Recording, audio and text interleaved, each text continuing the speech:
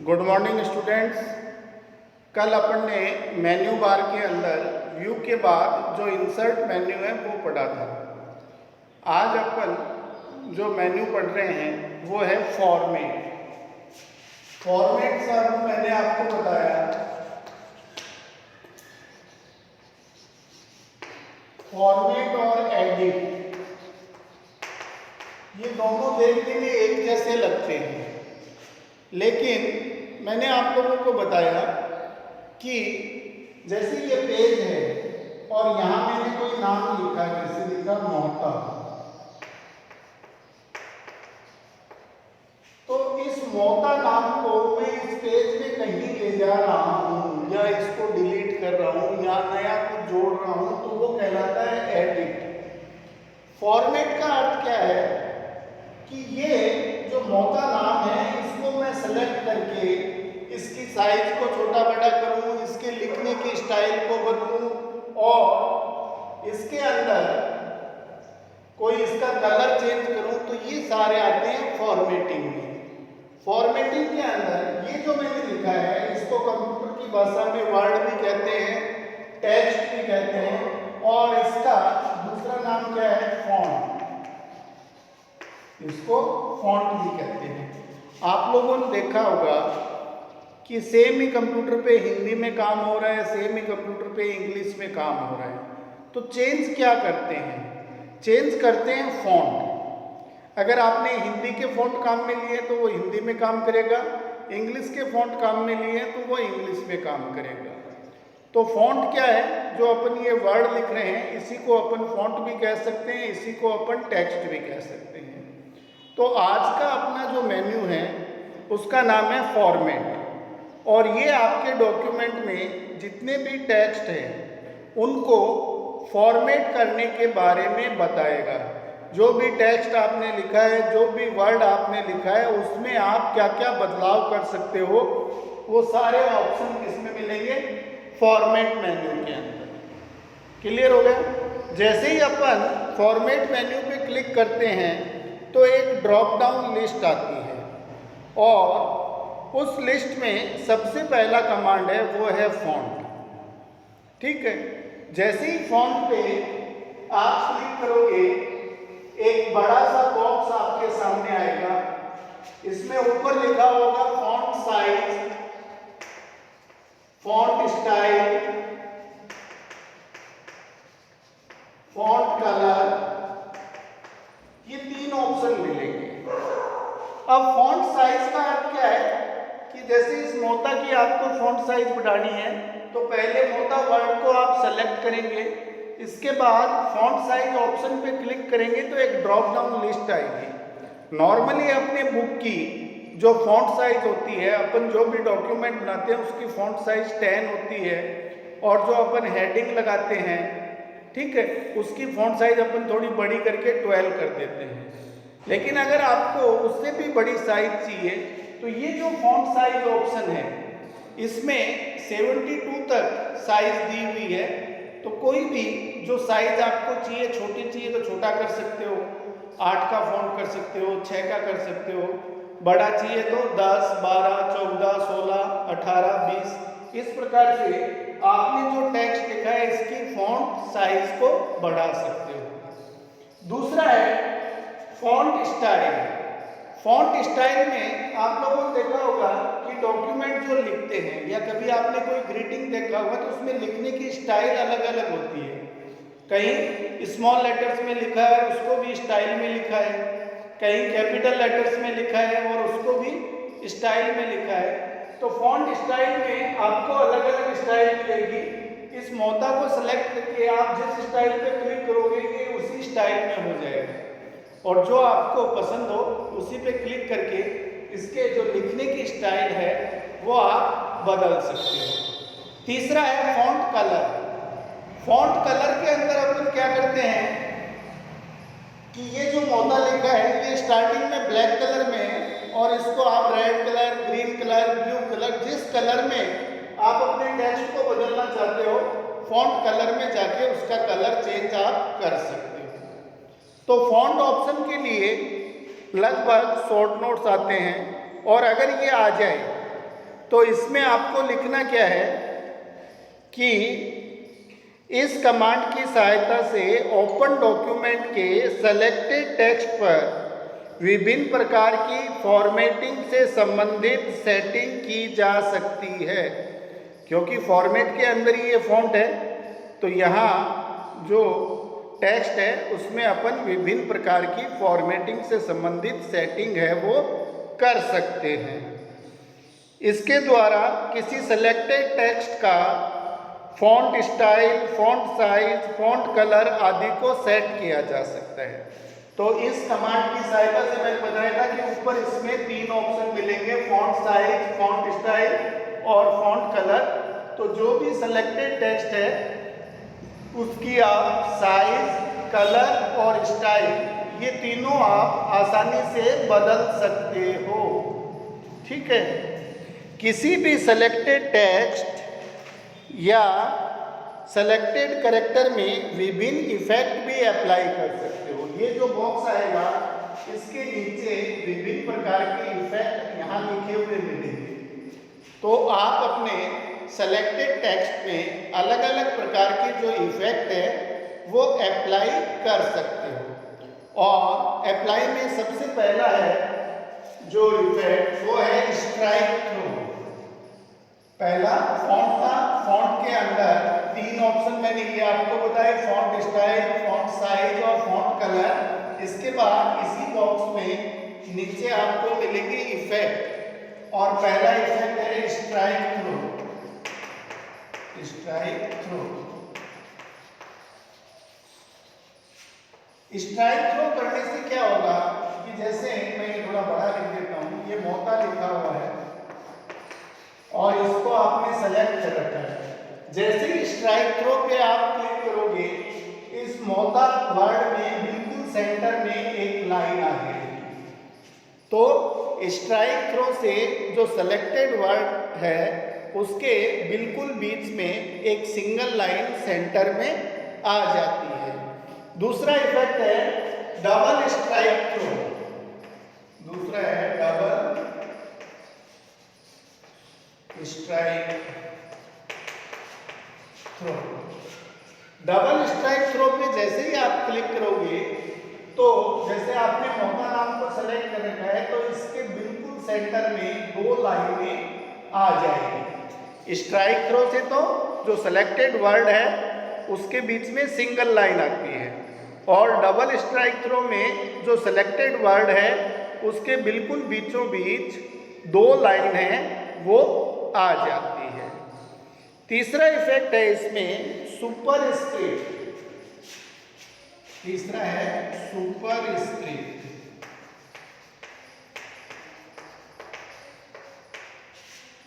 अब सुपरस्क्रिप्ट का अर्थ क्या है कि जैसे आपको अपने डॉक्यूमेंट में x की पावर 2 लिखनी है या x² लिखना है, तो ये किससे लिखा जाएगा? सुपरस्क्रिप्ट से। सुपरस्क्रिप्ट से आपने 2 को सेलेक्ट कर रखा है और जैसे ही सुपरस्क्रिप्ट करोगे तो पहले ये x लिखा हुआ है तो ये 2x के बिल्कुल टॉप में चला जाएगा। तो सुपरस्क्रिप्ट से क्या होता है कि जो कैरेक्टर है वो बिल्कुल टॉप में चला जाता है। और एग्जाम्पल के रूप में मैंने आपको क्या बताया कि जैसे आपको x² लिखना है तो ये कार्य आप सुपरस्क्रिप्ट से ही कर सकते हो। इसके बाद चौथा इफेक्ट है वो है सबस्क्रिप्ट।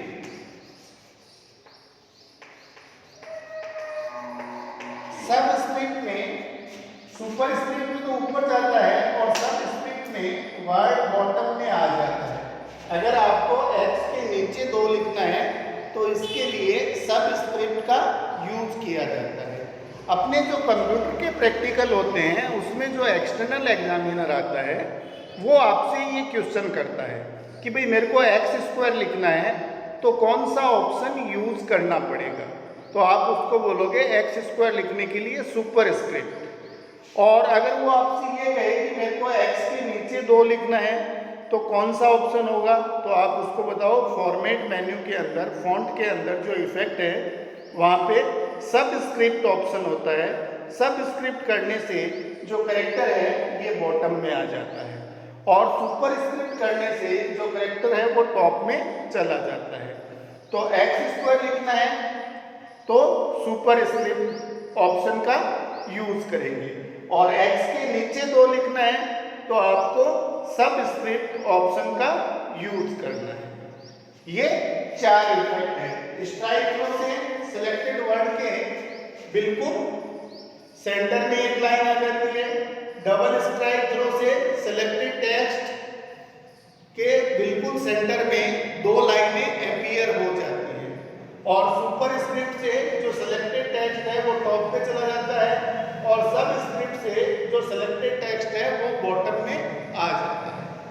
ये 4 इफेक्ट के बाद अगला जो इफेक्ट है 5वां, वो है shadow effect. Shadow effect. Shadow effect option क्या करता है कि जो भी सिलेक्टेड वर्ड है उसके बिल्कुल पीछे की ओर शैडो या छाया दिखाई देगी। आप लोगों ने देखा होगा कई बैनर बने हुए जिनमें वर्ड के बिल्कुल पीछे जो शब्द लिखे हैं उनकी छाया दिखाते हैं, उनकी शैडो दिखाते हैं। तो ये शैडो इफेक्ट ऑप्शन है जो फॉन्ट ओपन करोगे उस बॉक्स में आपको मिलेगा, और जो भी सिलेक्टेड वर्ड होगा जैसे ही आप शैडो इफेक्ट पे क्लिक करोगे तो जो सिलेक्टेड वर्ड है उसके बिल्कुल पीछे की ओर आपको छाया दिखाई देगी। तो ये किसी भी सिलेक्टेड वर्ड के पीछे की ओर छाया दिखाई देती है या शैडो दिखाई देती है इस ऑप्शन की सहायता से। और अगला जो इफेक्ट है वो है आउटलाइन। 5वां जो इफेक्ट है वो है आउटलाइन। ये ऑप्शन क्या करता है, आपके सिलेक्टेड कैरेक्टर या सिलेक्टेड वर्ड की आउटलाइन बता देता है। जैसे आपने एम लिखा है तो जैसे ही आप आउटलाइन ऑप्शन का यूज करोगे तो एम वर्ड की आउटलाइन ये दिखाएगा, बीच में से खाली दिखाएगा और चारों तरफ इस प्रकार से लाइन दिखाएगा। तो ये इस प्रकार से एम है आपको दिखाई देगा, और पूरा मोटा कर रखा है तो पूरा मोटा वर्ड की आपको आउटलाइन दिखाई देगी। आउटलाइन के अंदर क्या होता है, केवल बाहर की बाउंड्री दिखाई देती है, बीच से ये खाली दिखाई देता है, इसको बोलते हैं आउटलाइन। ठीक है, तो आउटलाइन ऑप्शन क्या करता है, इससे वर्ड के प्रत्येक अक्षर की आउटलाइन दिखाई देती है, केवल बाउंड्री है वो आपको दिखाई देगी। इसके बाद अगला ऑप्शन है बोज। जी ऑप्शन है आपका, वो है बोज। EMBOSS, इसको बोलते हैं बोज।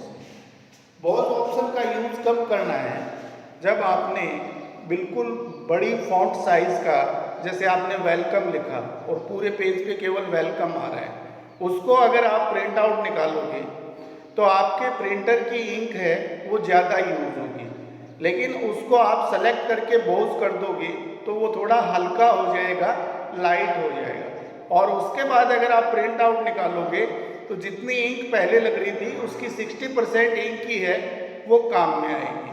तो अगर कोई बड़ा कैरेक्टर लिखा है और उसका प्रिंट आउट निकाल रहे हो तो बोज करने से वो लाइट हो जाएगा, हल्का हो जाएगा, और प्रिंट आउट निकालने पे कम इंक की आवश्यकता पड़ेगी। बोज के बाद ये जो आपके ऑप्शन हो गए 4, 5, 6, 7, ये सातों इफेक्ट है, ये आपको मिलेंगे फॉन्ट वाले बॉक्स में। फॉन्ट वाले बॉक्स में ऊपर तो क्या मिलेगा, font size, font style, font colour, और एक लाइन डाल के नीचे ये 7 इफेक्ट दिखाई देंगे। पहला है स्ट्राइक थ्रो, जो वर्ड के बिल्कुल बीच में एक लाइन आएगी। दूसरा है डबल स्ट्राइक थ्रो, जो सिलेक्टेड वर्ड के बिल्कुल सेंटर में 2 लाइन अपीयर हो जाएगी या आ जाएगी। तीसरा है सुपरस्क्रिप्ट, जो सिलेक्टेड वर्ड है वो टॉप पे चला जाएगा। तीसरा है सबस्क्रिप्ट, जो सिलेक्टेड वर्ड है वो बॉटम में आ जाएगा।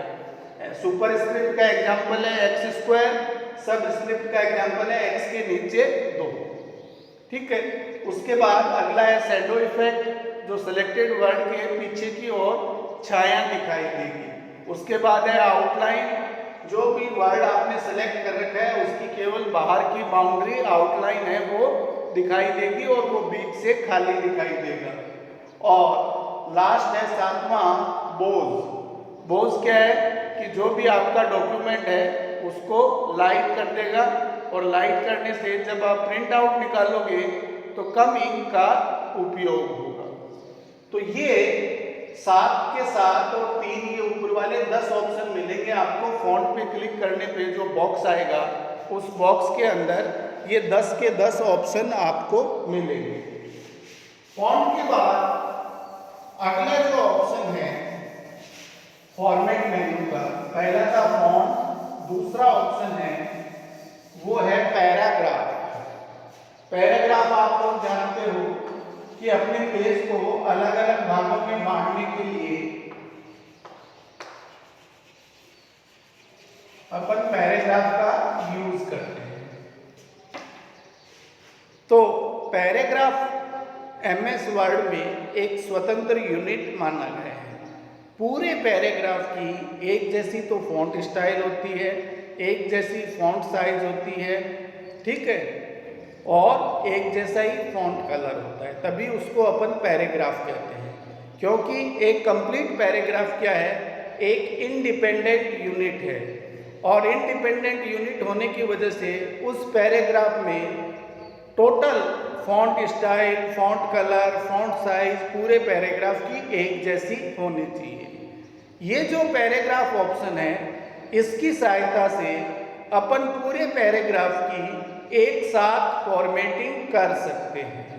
अब पैराग्राफ फॉर्मेटिंग में होता क्या है, देखो जनरली पैराग्राफ में आप लोगों ने देखा होगा कि पूरे पैराग्राफ की font style, font size, font colour एक जैसा होता है, तो इसमें तो ज़्यादा चेंज करना नहीं पड़ता। लेकिन पैराग्राफ फॉर्मेटिंग में जो मेन चीज़ होती है वो स्पेसिंग की होती है कि पैराग्राफ के किन्हीं 2 वर्ड के बीच में स्पेस देना, किन्हीं 2 लाइनों के बीच में स्पेस देना, पैराग्राफ से पहले स्पेस देना, पैराग्राफ के बाद में स्पेस देना, ये इसके फॉर्मेटिंग ऑप्शन होते हैं। यहाँ एग्जाम में एक क्वेश्चन आता है कि explain text and paragraph formatting. तो टेक्स्ट फॉर्मेटिंग में तो जितने ऑप्शन है वो सारे मैंने आपको फॉन्ट में लिखवा दिए, लेकिन पैराग्राफ फॉर्मेटिंग में वो सारे ऑप्शन को अपन यूज कर ही सकते हैं, इसके साथ ही साथ स्पेसिंग के, और एक होता है इंडेंट। पैराग्राफ फॉर्मेटिंग में सबसे मेन चीज होती है इंडेंट, INDENT, इंडेंट। इंडेंट क्या होता है कि जब अपन पैराग्राफ स्टार्ट करते हैं तो फर्स्ट लाइन में जो स्पेस दिया जाता है उसको इंडेंट कहते हैं। और इंडेंट अप्लाई क्यों किए जाते हैं, पैराग्राफ को अलग अलग करने के लिए। अगर कोई एक पूरा पेज लिखा हुआ है और उसमें 3 पैराग्राफ आपको अलग अलग करने हैं तो उसमें आपको इंडेंट अप्लाई करने पड़ते हैं। और इंडेंट है क्या कि पैराग्राफ की फर्स्ट लाइन में जो अपन स्पेस छोड़ते हैं उसी को इंडेंट कहते हैं।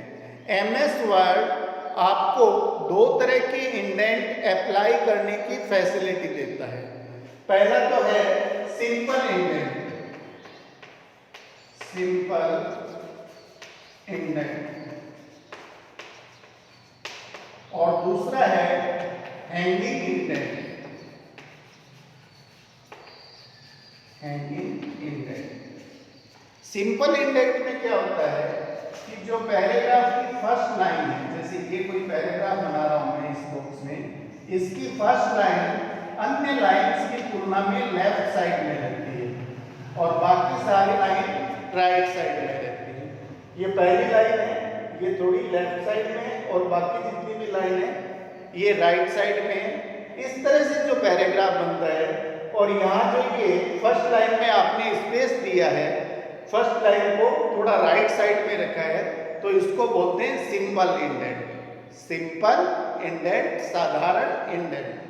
दूसरा होता है हैंगिंग इंडेंट। हैंगिंग इंडेंट के अंदर क्या होता है कि पैराग्राफ की फर्स्ट लाइन तो लेफ्ट साइड में रहती है और बाकी सारी राइट साइड में रहती है।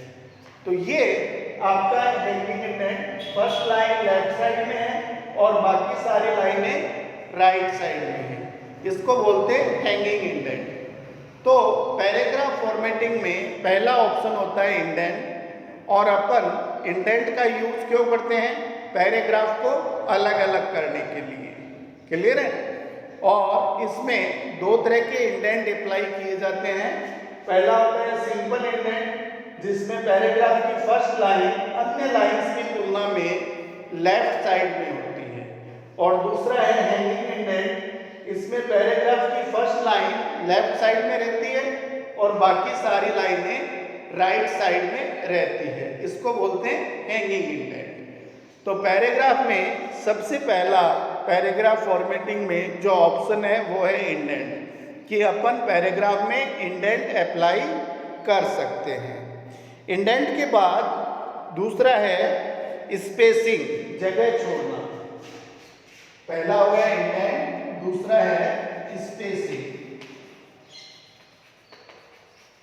ये जो स्पेसिंग ऑप्शन है, इस ऑप्शन की सहायता से अपन पैराग्राफ से पहले और पैराग्राफ के बाद स्पेस छोड़ सकते हैं, जगह छोड़ सकते हैं। कोई भी पैराग्राफ अगर आप शुरू कर रहे हो तो पैराग्राफ से पहले और पैराग्राफ के बाद में अगर आपको स्पेस देना है, जगह छोड़नी है, तो इस स्पेसिंग ऑप्शन का यूज करते हैं। स्पेसिंग ऑप्शन के बाद अगला है बुलेट एंड नंबर्स। तीसरा ऑप्शन है बुलेट एंड नंबर। ये ऑप्शन है, इससे आप प्रत्येक पैराग्राफ को नंबर दे सकते हो। जैसे आप नोट्स बना रहे हो, किसी की विशेषताएं लिख रहे हो, तो विशेषताएं 1 वो चाहे एक लाइन में आए या 3 में आए, फिर विशेषताएं 2। तो किसी पेज में ये जो नंबर देना है इस प्रकार से 1 नंबर, 2 नंबर, 3 नंबर, तो इस ऑप्शन की सहायता से आप नंबर भी दे सकते हो। और कई दफा आपने देखा होगा कि नंबर नहीं देते, उसके आगे इस प्रकार से स्क्वायर या सर्किल या ये एक अंगुली का निशान ये है, तो ये सारे कहलाते हैं बुलेट्स।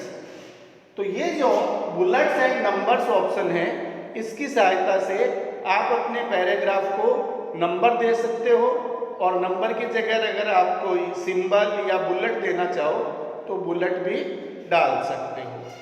तो तीसरा ऑप्शन था बुलेट एंड नंबर्स। चौथा ऑप्शन है बॉर्डर्स एंड शेडिंग। चौथा ऑप्शन है बॉर्डर एंड शेडिंग।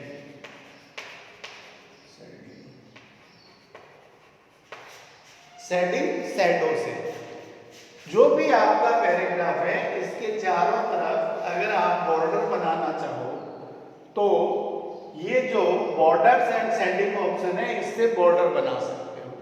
बॉर्डर आपके सिंगल लाइन का भी है, डबल लाइन का भी है, ट्रिपल लाइन का भी है। एक लाइन थिक है, एक लाइन शार्प है, मोटी और पतली लाइनों के भी बॉर्डर है। तो जितने तरह के बॉर्डर हैं उनसे आप अपने सिलेक्टेड पैराग्राफ में बॉर्डर अप्लाई कर सकते हो। और उस बॉर्डर की अगर आपको शैडो अप्लाई करनी है बॉर्डर की, तो यहाँ बॉर्डर की शैडो के लिए भी ऑप्शन है। इसलिए ये जो ऑप्शन है इसका नाम है बॉर्डर एंड शैडो। ठीक है, तो अपने सिलेक्टेड पैराग्राफ के चारों तरफ बॉर्डर बना सकते हो और उस बॉर्डर में शैडो इफेक्ट डाल सकते हो, छाया दिखा सकते हो। बॉर्डर्स एंड शेडिंग के बाद अगला जो ऑप्शन है वो है कॉलम्स। कॉलम्स क्या है कि जैसे आपने पांचवा ऑप्शन है कॉलम्स।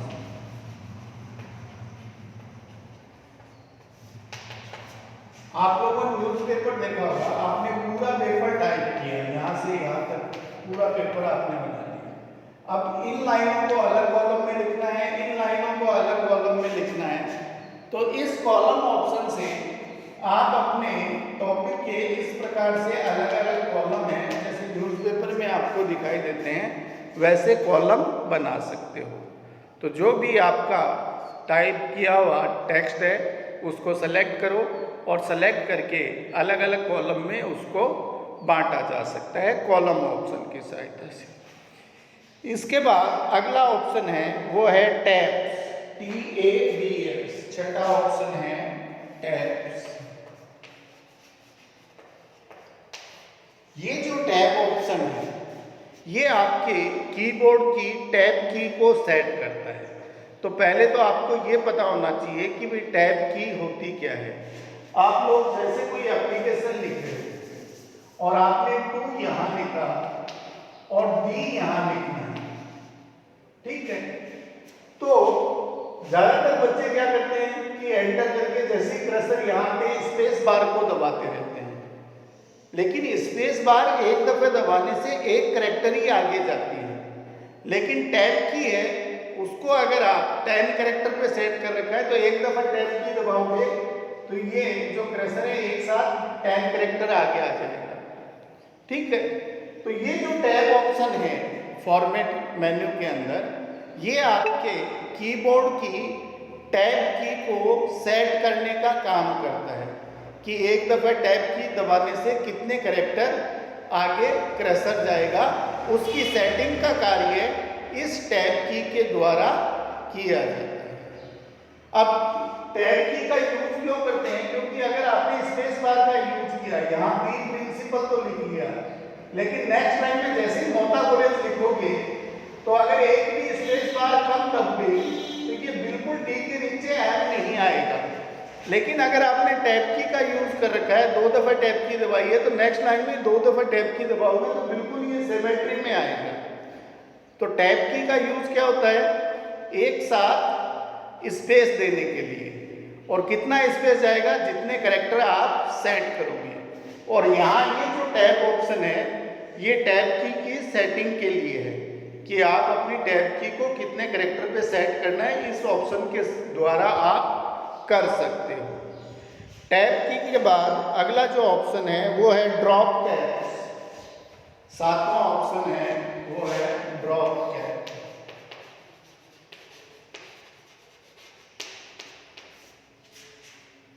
ड्रॉप कैप ऑप्शन क्या होता है कि जैसे आपने नाम की लिस्ट बनाई और नाम की लिस्ट बनाने के बाद आपसे किसी ने कहा कि नाम का पहला अक्षर है वो बड़ा होना चाहिए, तो ये नहीं है कि आप उस लिस्ट को डिलीट करके वापस से लिस्ट बनाओ, उस पूरी लिस्ट को सेलेक्ट कर लो और ड्रॉप कैप पे चले जाओ। ड्रॉप क्या है? कैप क्या करता है?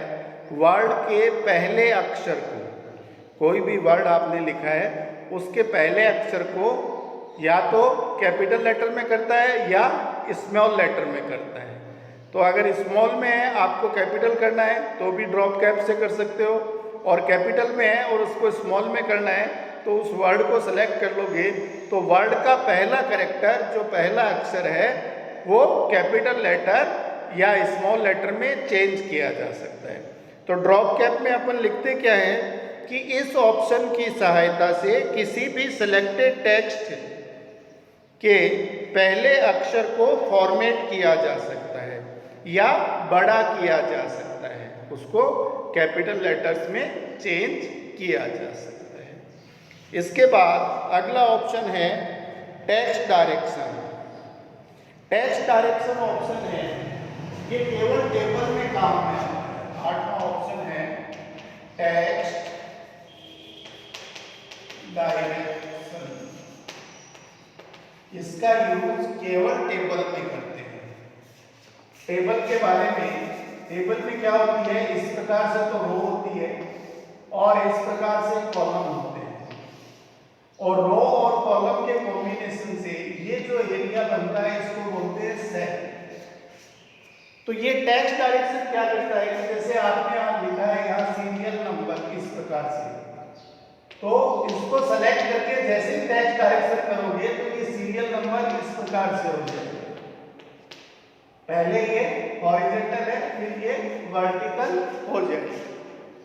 तो 90 डिग्री के एंगल में किसी वर्ड को घुमाना है तो टेक्स्ट डायरेक्शन ऑप्शन का यूज करते हैं, लेकिन ये हमेशा ध्यान रखना ये ऑप्शन केवल और केवल टेबल की जो सेल है उसमें लिखे टेक्स्ट पे ही अप्लाई हो सकता है। अगर आपने पूरे डॉक्यूमेंट को सेलेक्ट करके टेक्स्ट डायरेक्शन दिया तो वहाँ ये चेंज नहीं होगा। इस ऑप्शन का यूज केवल टेबल की सेल में ही होगा या टेबल में ही होगा। क्लियर हो गए टेक्स्ट डायरेक्शन। इसके बाद है चेंज केस। अगला ऑप्शन है 9वां, वो है चेंज केस।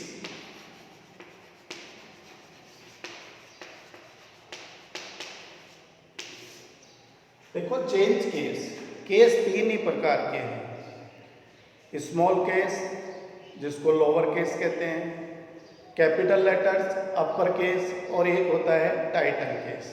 अपर केस में तो क्या होगा कि जो सेलेक्टेड टेक्स्ट है वो कैपिटल लेटर्स में आ जाएगा, बड़ी ABCD में या कैपिटल लेटर्स में आ जाएगा। स्मॉल केस के अंदर जो भी आपका सेलेक्टेड टेक्स्ट है वो सारा स्मॉल लेटर या छोटी ABCD में आ जाएगा।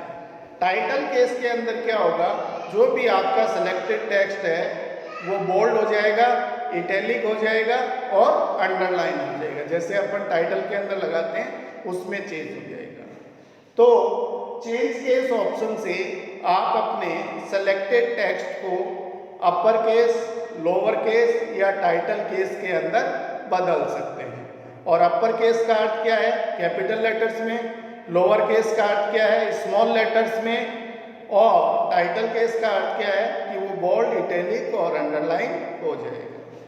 चेंज केस के बाद अगला ऑप्शन है वो है बैकग्राउंड। 10वां ऑप्शन है वो है बैकग्राउंड। बैकग्राउंड क्या है कि जैसे आपने ये टेक्स्ट लिख रखा है और इसके जस्ट पीछे का जो एरिया है वो कहलाता है बैकग्राउंड। आप लोग जैसे ग्रीटिंग बनाते हो तो पीछे फूल पत्ती आती है और ऊपर टेक्स्ट लिखे होते हैं, तो वो फूल पत्ती पीछे जो दिखाई दे रही है उसको बोलते हैं बैकग्राउंड।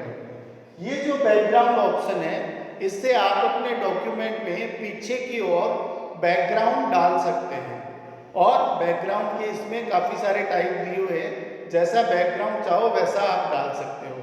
कई दफ़ा आपने देखा होगा कि आगे तो टेक्स्ट लिखा हुआ है, पीछे भी कोई वर्ड लिखा हुआ है, तो वो वर्ड किस में लिखा जाता है, बैकग्राउंड में। तो यहाँ बैकग्राउंड में आप कोई वर्ड लिख के अपने टेक्स्ट के पीछे की ओर उसको अप्लाई या लागू कर सकते हैं। बैकग्राउंड के बाद अगला ऑप्शन है ऑटो फॉर्मेट। 11वां ऑप्शन है ऑटो फॉर्मेट। देखो मैंने फॉर्मेट के आपको करीब 20 ऑप्शन बताए हैं। स्पेसिंग के भी ऑप्शन बताए हैं, पैराग्राफ के भी ऑप्शन बताए हैं, पर्टिकुलर टेक्स्ट में भी फॉर्मेटिंग के ऑप्शन बताए हैं। लेकिन कई दफ़े क्या होता है कि अपन ने फटाफट 2 पेज टाइप किए, अब आपको उसको फॉर्मेट करने का समय नहीं है, तो आप उसको ऑटो फॉर्मेट कर दो। ऑटो फॉर्मेट करते ही ये पेज में अपने आप ही स्पेसिंग वगैरह को सेट करके एडजस्ट हो जाता है। ऑटो फॉर्मेट में कोई ज़्यादा चेंजेस नहीं होता, चेंजेस आपको केवल और केवल दिखाई देंगे तो किसके दिखाई देंगे, स्पेसिंग वगैरह के ही दिखाई देंगे। इससे ज़्यादा चेंजेस आपको उसमें दिखाई नहीं देंगे। तो अगर आपने कोई डॉक्यूमेंट बनाया है और जल्दी में उसको फॉर्मेट करने का समय नहीं है तो आप ऑटो फॉर्मेट पे क्लिक कर दो। आपका डॉक्यूमेंट चाहे 1 पेज का हो, 10 पेज का हो, सभी को ये अपने आप ही ऑटो फॉर्मेट कर देता है। ऑटो फॉर्मेट के बाद लास्ट जो ऑप्शन है 12वां, वो है object. Object option. Object option का क्या यूज है कि यह कमांड किसी भी सिलेक्टेड ऑब्जेक्ट या पिक्चर में लाइन, कलर, साइज आदि को फॉर्मेट करने के लिए यूज में होते हैं। कई दफ़ा अपन किसी पिक्चर में कोई चेंज कर रहे हैं और चेंज नहीं हो रहा, तो आप चले जाओ ऑब्जेक्ट के अंदर और ऑब्जेक्ट में जाके आप उसमें लाइन डाल सकते हो, ठीक है, और कोई कलर का चेंज करना चाहते हो तो वो कर सकते हो। डायरेक्टली चेंज नहीं हो रहा है तो ऑब्जेक्ट में जाके अपन चेंज कर सकते हैं। तो ये सारे कमांड किसके हैं, फॉर्मेट के। अब देखो वीडियो बन गया केवल 35 मिनट का, और ये फॉर्मेट ऑप्शन मेन्यू है ये भी कंप्लीट हो गया। इससे बड़ा अगर मैं वीडियो डालूंगा तो न तो मेमोरी स्पेस आप लोगों के पास होगा और न आप इसको ढंग से देख पाओगे। तो आज मेरे को 2 मेन्यू पढ़ाने थे, लेकिन साइज बड़ी होने की वजह से केवल फॉर्मेट मेन्यू ही बताया है। और फॉर्मेट मेन्यू के अंदर पहला ऑप्शन क्या है, फॉन्ट, जो फॉन्ट कलर, फॉन्ट स्टाइल और फॉन्ट साइज को चेंज करता है। और इसके नीचे 7 इफेक्ट हैं, strikethrough, double strikethrough, superscript, subscript, outline, ये सारे इफेक्ट्स हैं। इसके बाद दूसरा बताया पैराग्राफ। पैराग्राफ के अंदर आप इंडेंट अप्लाई कर सकते हो, स्पेसिंग अप्लाई कर सकते हो, बुलेट एंड नंबर दे सकते हो, पैराग्राफ का बॉर्डर बना सकते हो, पैराग्राफ को अलग अलग कॉलम में सेट कर सकते हो। इसके बाद ऑप्शन आ गए टैब्स की के, जो कीबोर्ड की टैब की के कैरेक्टर को सेट करता है। उसके बाद ड्रॉप कैप, किसी भी सिलेक्टेड वर्ड के पहले कैरेक्टर को अपन फॉर्मेट कर सकते हैं। फिर है टेक्स्ट डायरेक्शन, जो केवल और केवल टेबल की सेल में लिखे हुए टेक्स्ट है उसको 90 डिग्री के एंगल से ये घुमा देता है। 10वां है बैकग्राउंड, आप अपने डॉक्यूमेंट में पीछे की ओर जो भी डिजाइन बनाना चाहो लिखे हुए डॉक्यूमेंट के बिल्कुल बैक साइड में, तो इस बैकग्राउंड ऑप्शन से कर सकते हो। और 11वां ऑप्शन था ऑटो फॉर्मेट, अगर आपके पास डॉक्यूमेंट को फॉर्मेट करने का समय नहीं है तो ऑटो फॉर्मेट करके उसकी स्पेसिंग को सेट कर सकते हो। और लास्ट ऑप्शन है ऑब्जेक्ट, अगर आप कोई पिक्चर है उसमें चेंज करना चाहते हो और चेंज नहीं हो पा रहा है तो ऑब्जेक्ट में जाके आप उसमें लाइन डाल सकते हो, उसमें कलर वगैरह चेंज कर सकते हो। तो आज इतना ही। Okay, have a nice day, thank you.